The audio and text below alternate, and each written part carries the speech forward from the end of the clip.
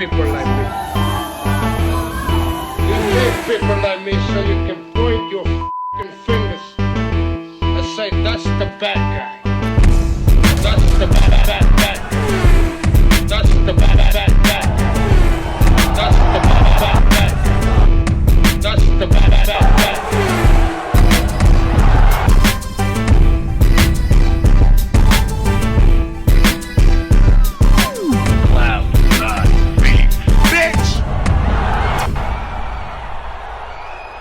Welcome to the motherfucking relay. We're covering today's top boxing news. Okay, we'll start with this.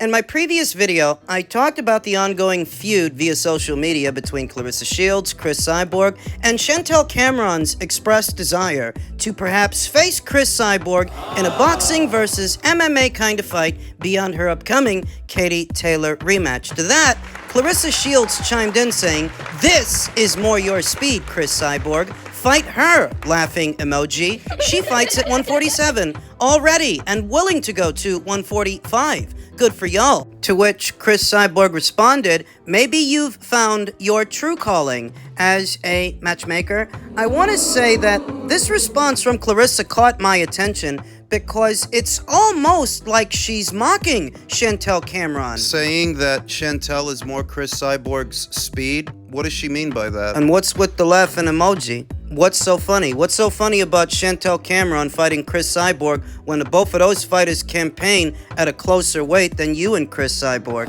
Chantel Cameron ain't just anybody. She's a champion, and she's not just a champion. She's an undisputed champion who just racked up the biggest win, what is one of the biggest wins in all of women's boxing, over Katie Taylor in her very last fight. It looks a lot to me like Claressa is mocking her, or at least mocking the idea that she's worthy of a Chris Cyborg fight when Chantel campaigns at 140, Chris Cyborg campaigns at 145. You're all the way up there between middleweight or super middleweight or whatever Claressa is doing now. So what's so funny about Chantel fighting Chris Cyborg? Chantel, unlike Claressa Shields, she actually comes from a varied combat background. Chantel Cameron, she used to be a kickboxer in her younger years, whereas Claressa, all of this is relatively new to her. But it looks a lot to me like Claressa is mocking the idea that Chantel Cameron is worthy of a Chris Cyborg fight. I've had the pleasure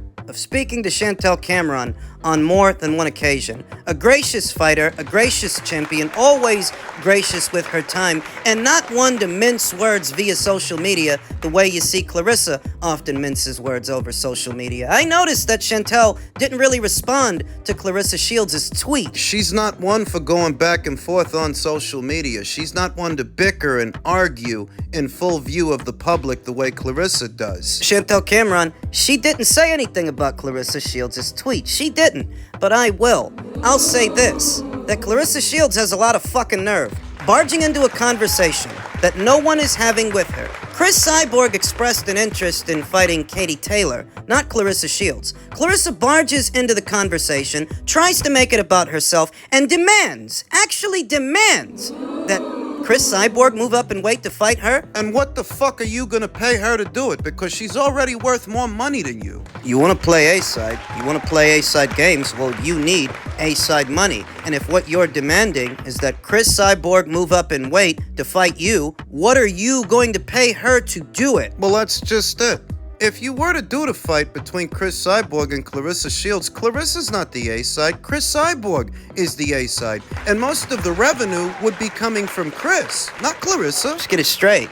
Yeah, Claressa's accomplished. Yeah, she won 2 gold medals in the Olympics, but so did Nicola Adams. And I never once saw Nicola Adams carry on the way that Claressa carries on. Be as obnoxious as Claressa is obnoxious. Fancies herself the greatest thing since sliced bread for dominating what are mostly barren weight classes and scooping up what are mostly vacant titles. Always tooting her own horn about how fast she became a 2-time undisputed champion. It's a lot easier to become a 2-time undisputed champion when there are barely any girls to fight at the weight and when most of the titles at the weight are vacant and no one is holding them, the part that she leaves out. It's not that Claressa's not a good fighter. I'll tell you she's a good fighter. I'll tell you she's accomplished as an amateur and a professional, but alongside all of that, She's obnoxious, overbearing, insufferable. She's an asshole. And that's really what resonates with me the most when I look at these comments because, like I said, looks to me like she's actually mocking Chantel Cameron. Chantel's one of the best. She has been for years. She's a two-division, former unified, current reigning, Ring Magazine lineal, undisputed champion. And she deserves a lot better than what she's getting from Clarissa Shields, one of the most disagreeable, dislikable athletes in the postmodern era. Oh yeah, you can find a couple of sycophants egging her on in the comments of her social media posts on social media, but there's a reason that in the real world, she doesn't have any major sponsors, her fanfare... What fanfare? For all of her accomplishments in both amateur and professional boxing, there's a reason she's not more well-known. There's a reason. Because she's a fucking asshole. You can win a couple of belts at a couple of weights, though if you're not a bigger name in your own neck of the woods where you think you should be, that would be the why. That would be the reason. Yeah, she can say what she wants, but so can I. It's a free country, not just for her. In men's middleweight news, a revealing set of comments from what still is the reigning WBC middleweight champion, Charlo, who stated, "Y'all want it, y'all can have it. Come and get it tomorrow." It seems that staying champion at middleweight and keeping that WBC title is not that important to Charlo, saying, "It's no reason, man," Charlo replied. "It's no reason. Y'all want the WBC title? You can have it. You can come get it tomorrow." Charlo acknowledged earlier during the press conference that he is interested in moving up to the 168-pound division for his first fight of next year. The 33-year-old Charlo would be considered as an opponent for David Benavidez if Charlo beats Jose Benavidez Jr. and David Benavidez beats Demetrius Andrade in Showtime pay-per-view's main event later on this month on the 25th. So let me see if I understand this. Charlo himself doesn't actually care about the WBC title. He doesn't care about hanging on to it. And if he doesn't, why has he hung on to it this long? Let's just say that it's not Charlo himself making these decisions. Measures were taken on his behalf to ensure that he stays WBC champion. It's not Charlo himself, it's Charlo's handlers. At a time when Charlo himself has no plans of returning to the men's middleweight division. Jermall, who said, "This is the first step to you know what I mean?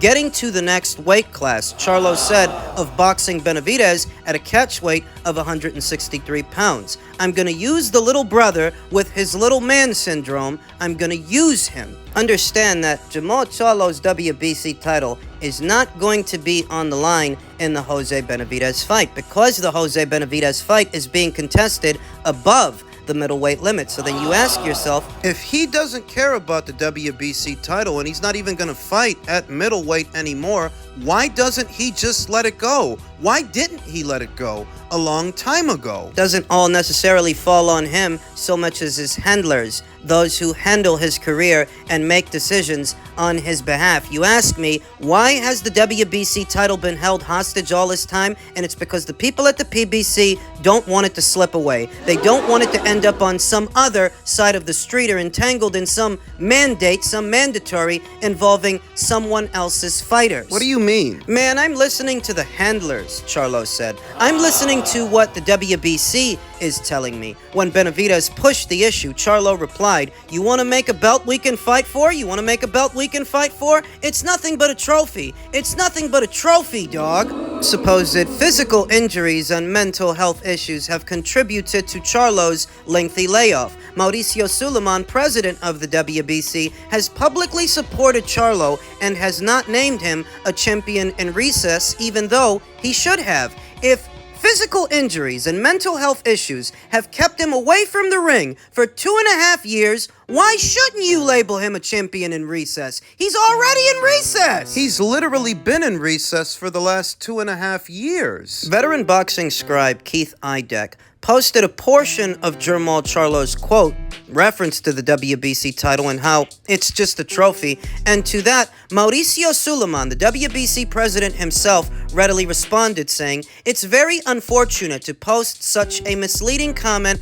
and not the many other statements he did. Charlo is a proud WBC champion and fully respects the organization. We just spoke, confirmed directly from him. It is very common to take a few words here and there and make a story." Seems more like Mauricio Suleiman cares about Jermall Charlo staying champion more than Jermall cares himself. For those of you that saw Brian Custer's Zoom press conference, and those of you that read the article, saw the quotes, the same ones I'm reading to you now, Jermall Charlo in his own words said, "If you guys want the belt, come and get it." He doesn't care about it. It's just a trophy. So why is Mauricio Suleiman running spin for him? It's because he's colluding with the PBC. Against the best interests of all those fighters they're collecting sanctioning fees from. All those fighters giving them a sanctioning fee in order to achieve a rank and climb up those ranks and perhaps one day fight for the title. Against the best interests of all those fighters, the World Boxing Council is literally colluding with the PBC. And that's why he's running interference for Jermall. Because he knows how this looks. To that, the WBC's interim champion, who also happens to be a PBC fighter, at least for now, Carlos Adames stated, "You are shit, Jermall. Your career at this time is trash too. If Jose Benavidez has a trash career like you said, why'd you sign the contract? Why would you accept a fight with him?" You know, because during a press conference, things got heated, and Jermall Charlo said to Jose Benavidez, "You've never been shit, you ain't been shit in the amateurs, you ain't shit in the pros, your whole career is trash, this, that, and the other." Carlos Adames poses a valid question. If all of that is true, or at least that's how Jermall Charlo feels, then why is Jermall Charlo fighting him? And why is he still hanging on to the WBC title if he doesn't care? I'll tell you why. It's not that Jermall is the one that wanted to hang on to it. It's his handlers, and it's the people at the PBC. They didn't want the title floating away, ending up on some other side of the street. They didn't want it to get caught up in some mandate if it were to go vacant, i.e., they didn't want the title to get away from them. So they paid the WBC off to let Jermall Charlo keep the belt. All the while, he's not fighting, he's not defending it. If you're wondering, why would the World Boxing Council allow him to hold the title hostage for 2.5 years when they're not collecting sanctioning fees from it? It's because they were collecting bribes. Don't believe the cover story. If it were really about Jermall Charlo's physical and/or mental health, they would have just labeled him a champion in recess while he recuperates. They didn't. They let him sit on that belt for 2.5 years, knowing he wasn't going to fight. And if you're wondering why, it's because whatever they were missing out on in sanctioning fees, they made up for in bribes. Bribes paid to them by the PBC to let Jermall keep the belt. Didn't I tell you, time and time again, didn't I tell you that after 2.5 years, this guy's not coming back to middleweight, and Jermell, his brother, he's not going back down to junior middle. What's gonna happen? If Jermall beats Jose Benavidez, he's gonna move up to super middle, and Jermell, when he comes back, he's gonna move to middle, and maybe he fights Carlos Adames for the WBC title, his brother's old WBC title. That's what I think is gonna happen, and what this has all really been about is keeping the WBC title on their side of the street, even though Jermall wasn't fighting. Which is unethical for a number of reasons. You're literally depriving the other fighters from fighting for that title. Doing Jermall Charlo and the PBC special favors, that's what you're doing. That's chicanery. That's collusion. That's corruption. Why else do you think Mauricio is always rushing to Jermall Charlo's defense? He knows how it looks, he knows how it sounds, and he knows that in one way or another, it implicates him and his organization. There's no way this guy sits on a title for 2.5 years without your help. And don't give me the bit about his health, because if it's about his health, you could have labeled him a champion in recess a long time ago. There was no need for this. It's very obvious on the face of it what really happened. You were paid to keep him champion, even though he wasn't fighting.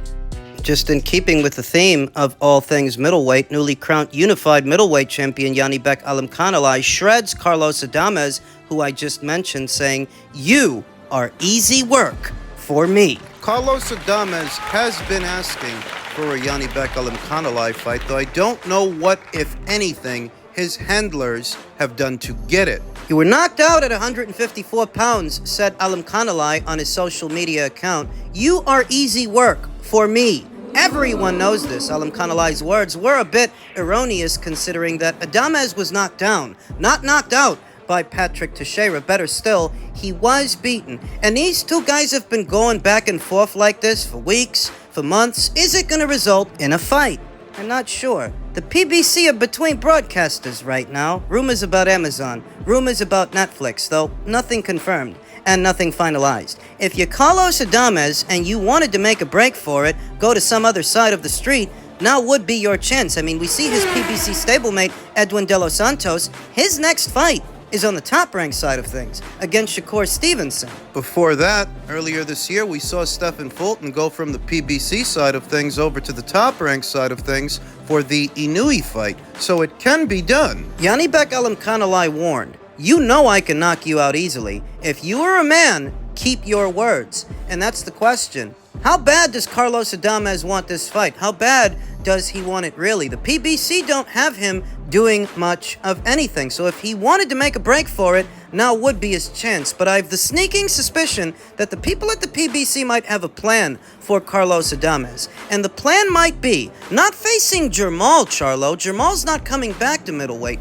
It's not to fight Jermall, but it could be to fight his brother, Jermell, upon his return. Because I don't think he's coming back to junior middleweight. I think the next time that guy sets foot in the ring, it's gonna be at middleweight. And his brother, if he beats Jose, he's moving up to super middleweight. That's what I think, though. If you're Carlos Adames, and that is the plan more or less, the question then becomes, how long will it take the PBC to exact it? Do you really want to roll the dice on what they can or can't do at this time when they don't have a broadcast partner? How long would it take them to put you in the ring with Jermell Charlo for what could be the newly vacated WBC title when that's just for one title anyway? Janibek's got two. If the plan is to put you in the ring with Jermell, do you have any idea, any semblance of a time frame as to when that's supposed to happen? Because time waits for no man, and you ain't getting any younger. I'm fairly confident that's the plan at the PBC because Jermell Charlo just fought. He just fought Canelo Alvarez. He's currently under orders to satisfy his IBF mandatory challenger, Bakram Murtazaliev, at 154. I don't think he's going to. I think he's going to end up vacating the remaining titles he still holds, and the IBF will be the next. I think his next move is to go down to middleweight, not junior middleweight. But how long is all of that gonna take? How long is Carlos willing to wait? And is waiting around for Jermell really a good idea? It's not like his stock is on the up and up right now. How much better is it to fight Jermell instead of Janibek? Janibek's got two titles, Jermell's got one. And it's not like Jermell is a cash cow or anything to where you make life-altering money to fight him. I feel like if Carlos really wants to fight Janibek, now's his chance. But it's a double-edged sword. Janibek's people and the people at Top Rank, they've got to want to do it too. Takes two to tango. Takes two guys, two fighters, two teams to make a fight, but only one to fuck it all up. Do they want to do it? It's the other question. Are they prepared to make Carlos an offer?